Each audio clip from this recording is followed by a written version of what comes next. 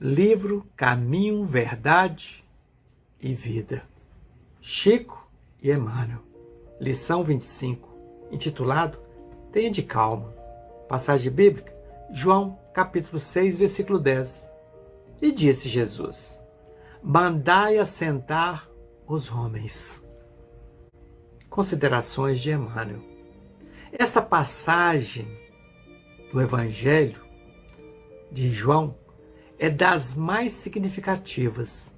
Verifica-se quando a multidão de quase 5.000 pessoas tem necessidade de pão, no isolamento da natureza. Os discípulos estão preocupados. Filipe afirma que 200 dinheiros não bastarão para atender a dificuldade imprevista. André conduz ao mestre um jovem que trazia consigo 5 pães de cevada e 2 peixes. Todos discutem. Jesus, entretanto, recebe a migalha sem descrer de sua preciosa significação e manda que todos se assentem. Pede que haja ordem, que se faça harmonia e distribui o recurso com todos maravilhosamente bem. A grandeza da lição é profunda. Os homens esfomeados de paz reclamam a assistência do Cristo. Falam nele, suplicam-lhe socorro, aguardando-lhe as manifestações. Não consegue, todavia, estabelecer a ordem em si mesmos para a recepção dos recursos celestes.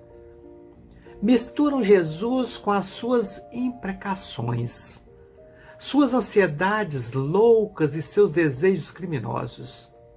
Naturalmente se desesperam, cada vez mais desorientados, porquanto não querem ouvir o convite à calma.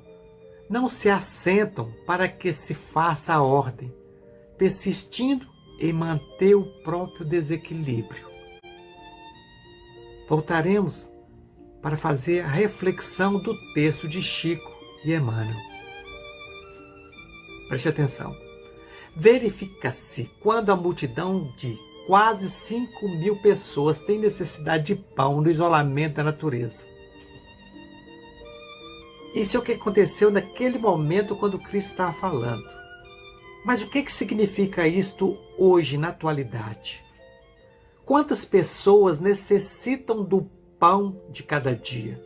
Mas não é o pão de alimento físico, material. É o pão que sustenta o espírito de paz. O que nós realmente vamos fazer quando entramos em um templo religioso? O que nós precisamos? Realmente, quando aquela multidão estava em busca da palavra de Cristo, eles estavam esperando receber um alimento físico, que é o mesmo que acontece conosco quando adentramos em um templo religioso, indiferente qual seja ele. Dando sequência. André conduz ao mestre um jovem que trazia consigo 5 pães de cevada e 2 peixes.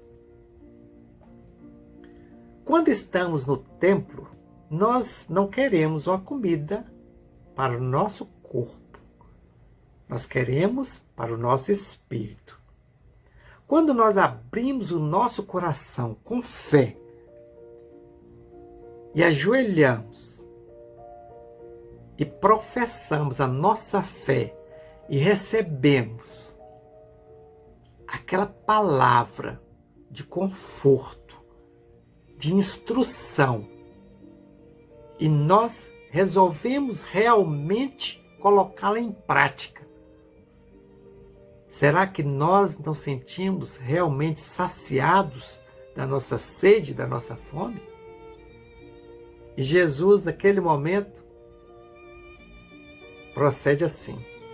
Jesus, entretanto, recebe a migalha sem descrede sua preciosa significação e manda que todos se assentem. Pede que haja ordem, que se faça harmonia. Quando nós elevamos as nossas mãos aos céus e pedimos ao Cristo paz, e que nós sentimos o nosso corpo, o nosso espírito realmente assumindo essa condição de paz, será que depois que nós recebemos a grandeza do amor dele, será que nós paramos depois que passa tormento e agradecemos? Passamos a servir outros irmãos necessitados? Será que é assim que nós agimos? Ou será que nós simplesmente esquecemos? Continua ainda nas considerações de Emmanuel. Os homens esfomeados de paz reclamam a assistência do Cristo. Falam nele, suplicam-lhe socorro, aguarda-lhe as manifestações. Não consegue, todavia, estabelecer a ordem em si mesmos para a recepção dos recursos celestes. Por que nós não conseguimos isto? Porque nós só queremos receber de imediato, viramos as costas e achamos que já fomos agraciados e que não precisamos de agradecer e nem passar os benefícios para a frente. Por isso, continuamos nas considerações de Emmanuel. Naturalmente se desesperam, cada vez mais desorientados, porquanto não querem ouvir o convite à calma. Não se assentam para que se faça a ordem, persistindo em manter o próprio desequilíbrio. Não é isso que nós fazemos? Nós vamos ao templo, rezamos, pedimos a calma. Enquanto estamos lá dentro do templo, nós nos mostramos calmos, nós nos mostramos com fé, mas a partir da hora que nós saímos do templo, nós entramos em nossos carros, ou nós vamos a pé, ou o dia que nós vamos, ou dentro do ônibus, o dia que nós iremos, nós já estamos agredindo o primeiro que encosta em nós. O primeiro que pede uma moeda, nós nos irritamos. Nós não sabemos agradecer ainda. Nós ainda somos muito pequeninos para entender a grandeza do Cristo. E olha que o Cristo já reconhecia isto em seus próprios discípulos. Em várias passagens, Jesus fala a respeito disto. Imagine nós, que teoricamente nunca convivemos com o Cristo. Como que nós agimos? Se com os nossos pais, para os nossos irmãos, nossos filhos, nós só queremos receber. Imagine para alguém que aparece do deserto e que faz milagres, cura doentes, limpa leprosos, ressuscita mortos. Eles achavam que poderia pedir tudo que quisesse e não precisaria doar nada.